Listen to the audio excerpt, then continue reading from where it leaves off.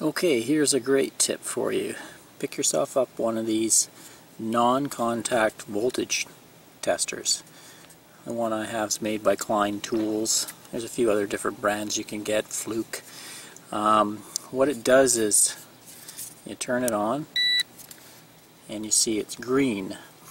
Now before you hook up your trailer to the power pedestal, say here I have a 30 amp, you want to put it into the sockets. See that one is beeping and turning red. That means there is voltage present on that prong. Test the other prong, nothing. The ground prong, nothing. This way you can test to see if the wiring is proper on the pedestal. Go up to a 20 amp here, nothing. Hot, nothing. So you'll be able to use this tool to check if the electrical hookup is wired properly. Now if you go to the blog post or in the description of the YouTube video, I'll give you a link to a great website that'll tell you it's called the No Shock Zone, and it'll tell you how to properly test your pedestal with one of these tools. Another thing you can do with the non-contact voltage checker is once you plug in and before you enter your RV, just go around the rig and put it against any of the frame or metal objects on the rig. If there is a problem with a miswired pedestal that's caused your rig to be electrified, which can happen, this little device will pick it up for you. It'll let you know if there's voltage on the frame. If there's voltage on the frame, you don't want to enter your RV.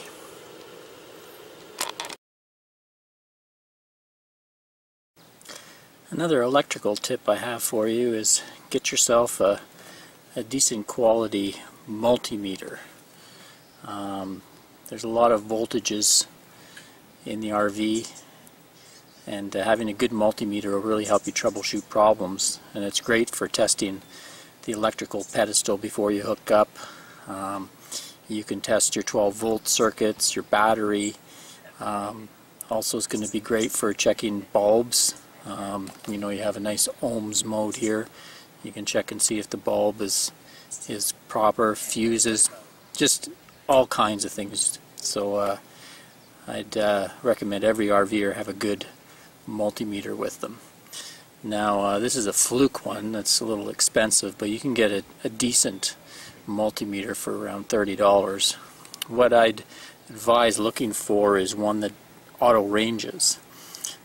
So when you set it to a mode, it'll automatically pick up the proper range. You don't have to sit there and decide whether it's going to be a 100-volt range or 20-volt range. It'll just automatically range for you. Makes it a lot simpler.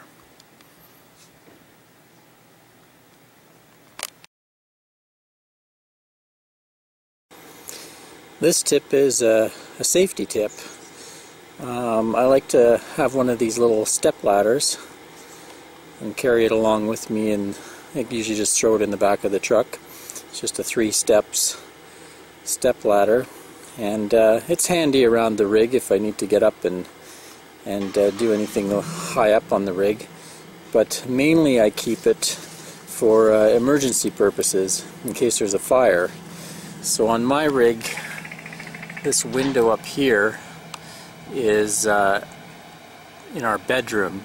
So if there's ever a fire, say the fridge caught on fire and then blocked us access to the door, we'd have to get out of the rig. This window has a special latch and it'll pop open, but being that we have a fifth wheel, it's a good 8 feet to the ground, so I always bring along this little step ladder and position it under the window, so if we ever do need it, I can crawl out of there and use that step ladder help my wife and I escape from the burning RV rather than having to drop straight onto the ground. So just a little safety thing I do just in case of fire.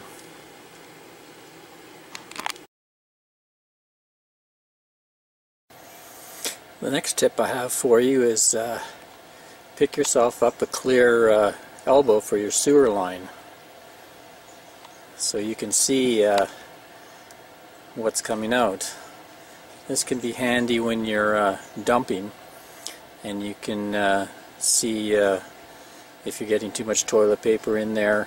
You see lots of toilet paper going by, you might want to change your brand of toilet paper. Also, when you're doing your black tank flush, it'll tell you when the water's running clear. It's also handy to make sure you've completed the dump. So it's an inexpensive thing. They run maybe $6 or $8, but I find it quite a handy little addition to the RV sewer. Let's pull the black tank into the demo. You can see. Not the most pleasant thing to watch, but you'll be able to see when it's finished and when you're running clear as far as your black tank flush goes.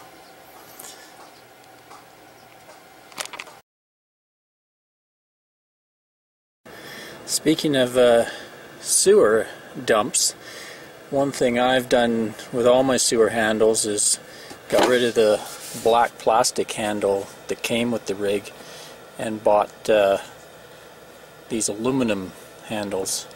I don't know, after 2 or 3 handles breaking in my hands, I decided to upgrade them. And it's a simple thing, but it's something you do all the time, so it's nice to have these nice aluminum handles on there.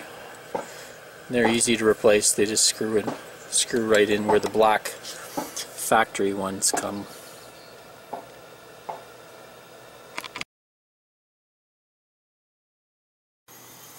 Okay, another tool tip.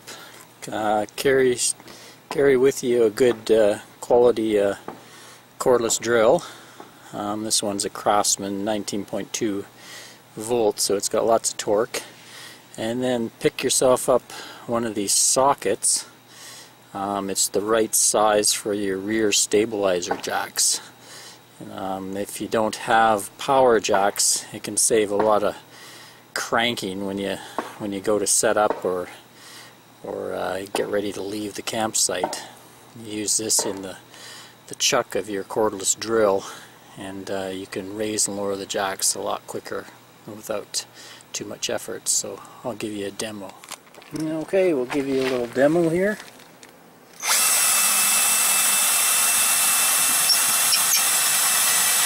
Yeah, so that's a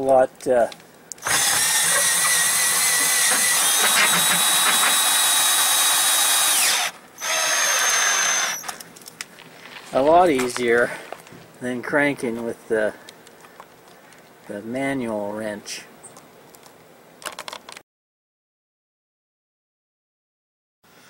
Okay, the next tip is for storage, and this is the basement storage in my fifth wheel RV, and the tip is get yourself some clear containers.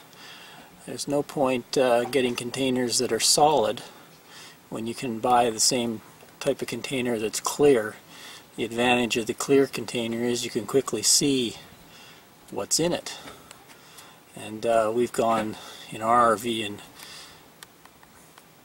used the clear containers all over. This is my basement storage containers. They're sized to slide easily into my storage compartment, and I also utilize clear containers up in the living area. I'll show you those.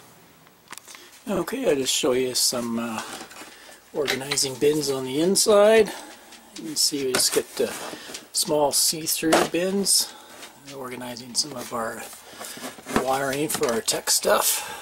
But yeah, if you get clear plastic bins, that'll really help you organize things and easily see what's inside the bins.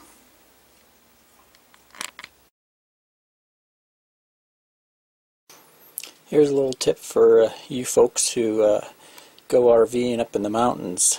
or when you go up in elevation from sea level up to say 6,000–7,000 feet, you'll find anything that's liquid is going to expand, and it can create quite a mess in your cupboards. So, you know, if you have stuff like sunscreen tubes like that they'll pressurize and maybe pop, just put them in Ziploc bags before you climb up in elevation, you know, soap dispensers, things like that, and that'll save you from opening the cupboard and having a gooey mess on your hands.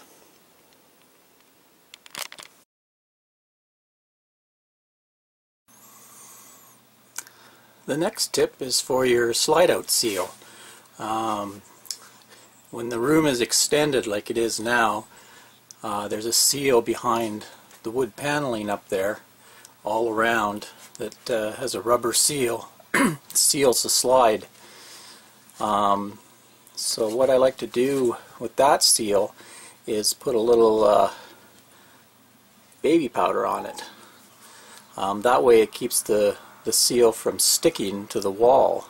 Because if you have your slide out for quite a while and you go to retract it, sometimes the rubber seal can stick to the wall, and the baby powder keeps the seal from doing that. So I'll pull the slide in a bit and show you where to apply it. So just sprinkle some baby powder onto a soft cloth, and I work it into the cloth there. And then we'll go to our slide out. I've just got it pulled in a foot or so, and on the back you can see that white rubber part is my inner seal. So I'll just take the baby powder cloth and work it in really nice all the way up and down that seal. And you'll also want to do, there's a top seal that goes along and down the other side. So just work the baby powder all along that seal and make it nice and soft and supple like a baby's bottom, and your slide won't stick when you're bringing it in. So yeah, I like the baby powder on the inner slide seal.